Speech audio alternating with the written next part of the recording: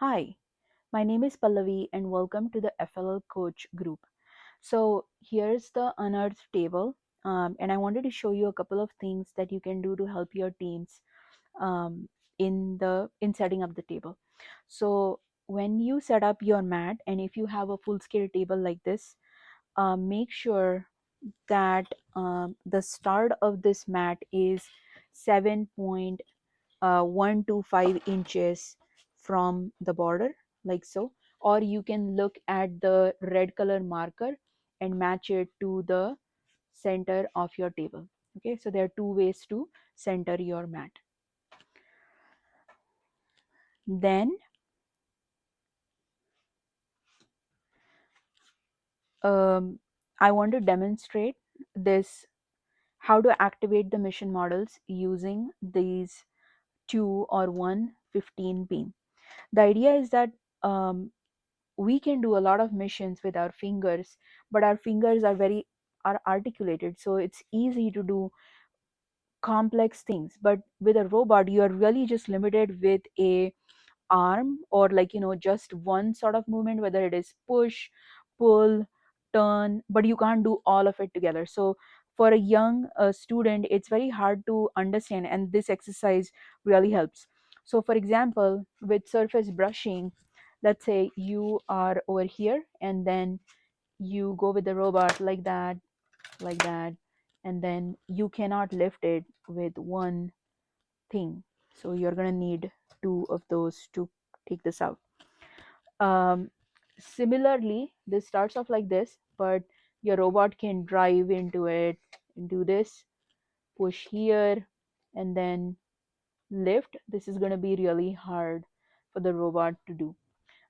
Moving along over here, the minecart mission. So what we have over here is, so if you are one of those teams, you're not going to have a second FLL table, right? So this is going to be like floating. You're not going to have this piece at the end over here.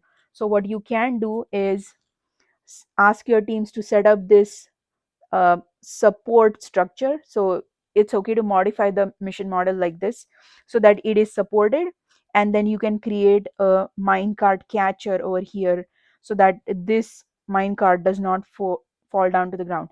We broke our minecart, so yeah. So now when your team activates this with a beam, your cart will still be safe. So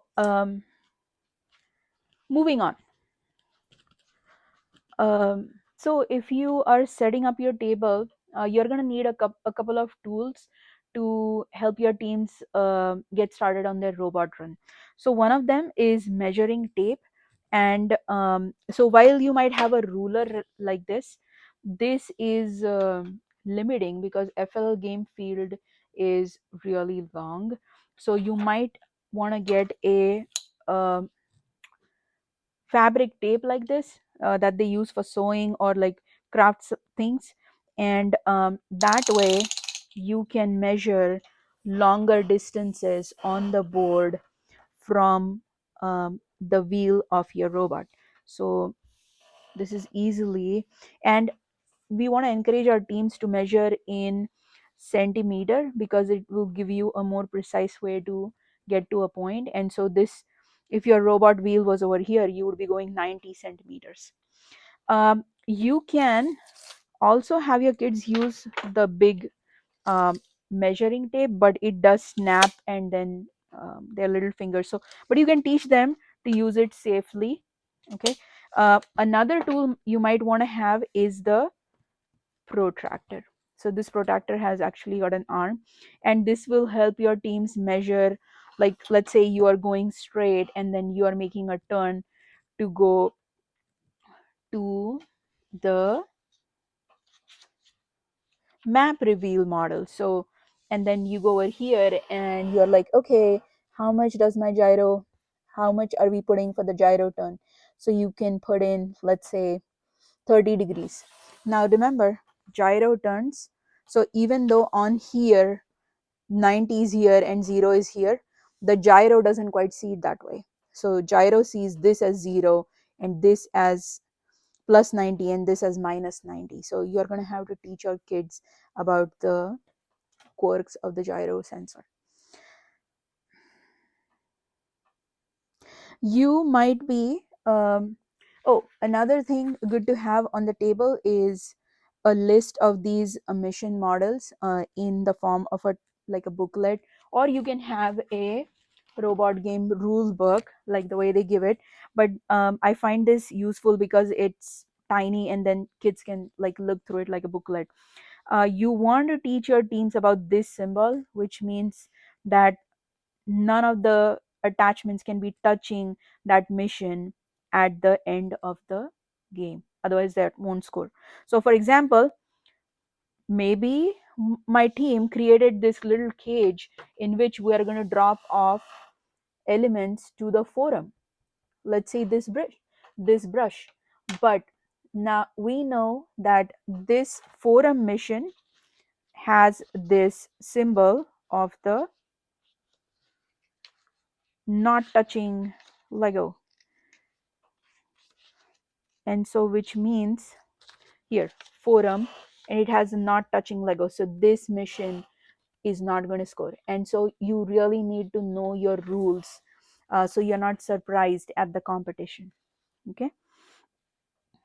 um, it's always a good idea to teach teams to read these rules, because they are the ones who can talk to the ref about how a mission is scored and if they would like to make their point.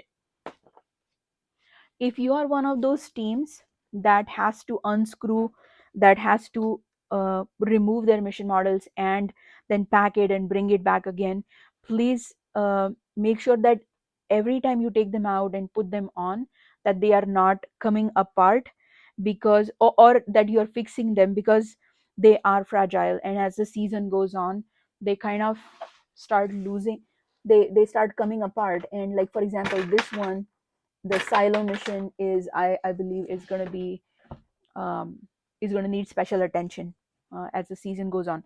So I would recommend just like a sturdy plastic tote where you can keep all your mission models, maybe have an order for putting them, like the bigger ones go at the bottom, and then you can keep like a ziploc bag to keep all the loose elements together in here, like for example the ore pieces, and the flags and the heavy lifting, so that they don't go missing in the big pile. Um, Thank you.